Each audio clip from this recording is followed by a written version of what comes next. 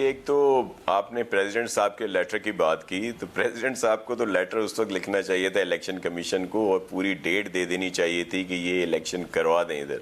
उन्होंने तो पहले भी ऐसे ही लेटर दे दिया था जिसका जिक्र सुप्रीम कोर्ट में भी हुआ।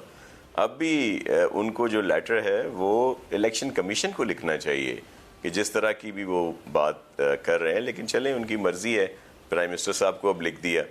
तो कहने का मकसद ये है कि देखें, हम लेवल प्लेइंग फील्ड की जो बात करते हैं चेयरमैन बिलावल साहब, वो सबके लिए कह रहे हैं और हमने वाज़ा अल्फाज में भी कहा है कि पीटीआई को इलेक्शन के लिए बिल्कुल हो और वो बिल्कुल इलेक्शन लड़ें और किसी किस्म की कोई रुकावट ना हो, फ्री एंड फेयर इलेक्शन हो, जिससे एक अक्स कर लिया गया था कि हमारा आपस में इत्तेहाद हो रहा है, और ऐसी भी कोई बात नहीं। बाकी पाकिस्तान पीपल्स पार्टी के खिलाफ ये महाज बनते रहे हैं, अलाइंस जो हैं तो बड़े शौक से बनाए, हमारे लिए सारे मोहतरम हैं। लेकिन जैसे मैंने कहा कि सिंध में तो हम बिल्कुल खाइफ नहीं। अभी बात हो रही थी कि PMLN का नज़र आ रहा है कि वफाकी हुकूमत बनेगी। क्यों, कैसे? हम जिस तरह सिंध में इस एक हमें स्वीप करेंगे, जो इतनी सीटें हमारे पास आएंगी, उसके बाद जनूबी पंजाब में हमें पहले भी सीटें हैं, अब हम बहुत ज़्यादा सीटें ले रहे हैं। सेंट्रल में हमें इशू है पंजाब में, कुछ वहाँ भी हिस्सा मिलेगा। बलूचिस्तान जहाँ पहले हमारे पास कोई सीट नहीं थी, अभी कुछ हालिया कुछ माह पहले बल्दियाती इंतखाबात हुए हैं, 11 डिस्ट्रिक्ट्स में हमने स्वीप किए। शाह जी मुझे ये बताएं कि जो आप लोग कह रहे हैं, बिलावल साहब कह रहे हैं कि लाहौर में मेजॉरिटी ना भी हो, सिंपल मेजॉरिटी, बड़ी पार्टी पीपल्स पार्टी होगी। अच्छा, मुझे ये बताएं कि मुझे ये बताएं कि आप कहते हैं लाहौर से वजीर आजम नहीं बनने देंगे, जो बिलावल साहब क्लेम कर रहे हैं, ये किस बेस पे कर रहे हैं? क्या पीटीआई और आप पंजाब में उनके खिलाफ अलायंस करने जा रहे हैं? क्योंकि सिंध में तो PMLN आपके जो मुखालफीन है, ज़ाहिर है जो आपके खिलाफ इलेक्शन लड़ते हैं, उनका अलायंस बना रहे हैं। आप पंजाब में किससे अलायंस बनाएंगे कि आप लाहौर के वजीर आजम को रोक सकें? देखिए, मैं आपको अर्ज करूं, पहले एक दफ़ा प्रेसिडेंट आसिफ अली जरदारी साहब ने कहा कि जी वजीर आजम हमारा होगा, तो शायद सुर्खियां आ गई, ब्रेकिंग न्यूज़ आ गई। जी आसिफ अली जरदारी साहब कह रहे हैं कि नवाज शरीफ साहब को मैं बनने ही नहीं दूंगा। ऐसा उन्होंने कहा ही नहीं था। हम अपना ज़रूर बनाएंगे।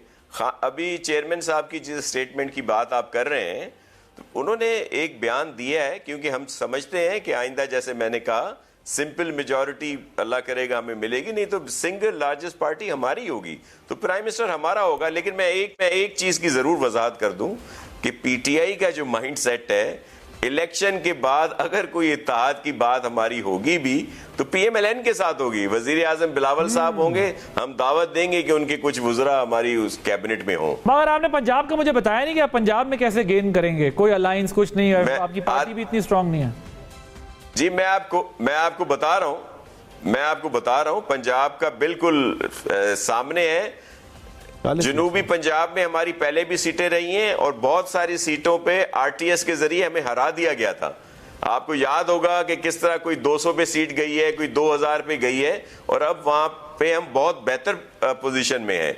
सेंट्रल पंजाब में मुकाबला होगा, वहां खिचड़ी है, सब मुकाबला करेंगे, वहां पे भी हम पुरुमीद हैं।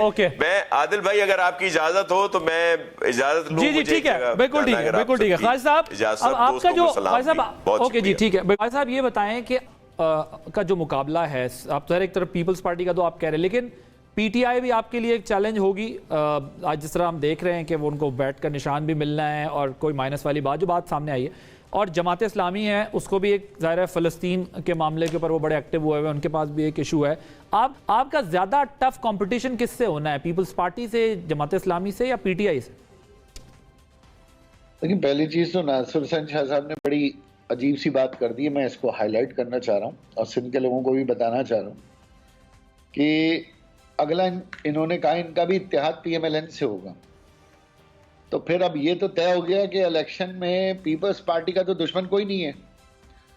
रिवायती तौर पर पीपल्स पार्टी अभी PMLN के खिलाफ इलेक्शन का माहौल बना रही है, MKM के खिलाफ बना रही है।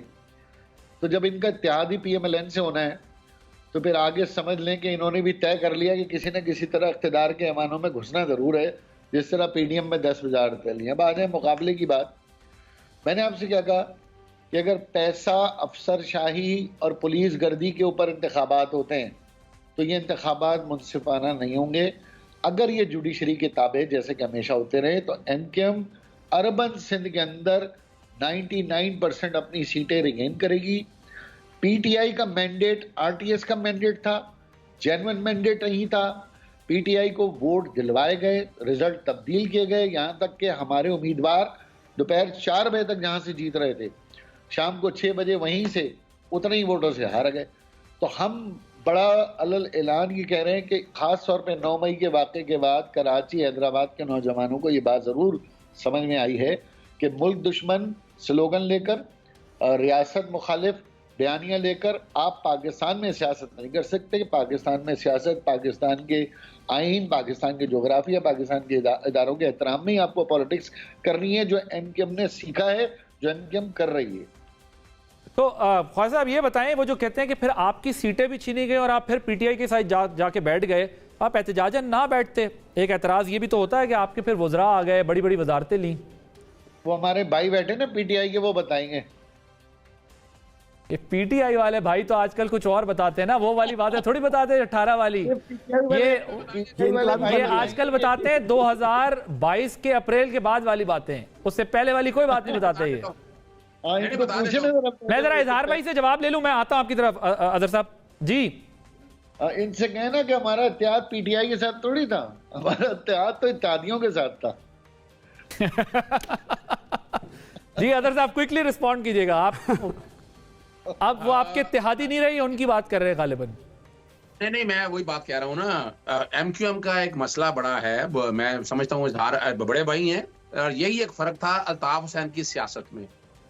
अब जो आके फर्क आ गया कि अब टोटल जो एमक्यूएम है वो भी एस्टैब्लिशमेंट की जमात बन चुकी है, और इनका नुक्ता नजर अब ये कहना यही चाह रहे हैं कि उस वक्त भी एस्टैब्लिशमेंट के कहने पे, या तो खुल के कहना अगर कि उस वक्त भी एस्टैब्लिशमेंट के कहने पर गए थे, फिर तो समझ आती है बात। लेकिन एक बात ज़हन में रख लीजिएगा, बाकी अब ये खौफ किसका है, यानी मैं इन सारी बातों को ब्रश साइड एक पर रख के, भाई साफ साफ इलेक्शन कराने के लिए आगे आए ना। अब इत्तेहाद करते क्यों फिर रहे हैं? इत्तेहाद किसके खिलाफ कर रहे हैं भाई? जब पाकिस्तान पीपल्स पार्टी कह रही है आपके साथ है, वो कह रहे हैं आपके साथ है, इत्तेहाद किस बात का कर रहे हैं? इत्तेहाद सिर्फ एक खौफ है, और वो खौफ है पाकिस्तान तहरीके इंसाफ का। वजह सिर्फ इतनी है, और ये और इनमें 14 की 14 सियासी जमातों ने गैर जमहूरी रवैया रखा है। 17 महीने इन लोगों ने जो हाल किया है, क्या कल कोई ऐसी सियासी जमात इनका साथ ये हाल नहीं होगा? पाकिस्तान तहरीके इंसाफ तो भुगत रही है, और भुगत के वो तारीख लिख रही है, और तारीख में जैसे जुल्फकार अली भुट्टो साहब का नाम याद रहा है, इसी तरह ये तारीख में ये नाम याद रहेगा कि एक जमहूरी हक को लड़ते हुए क्या कुछ हो रहा है। फर्क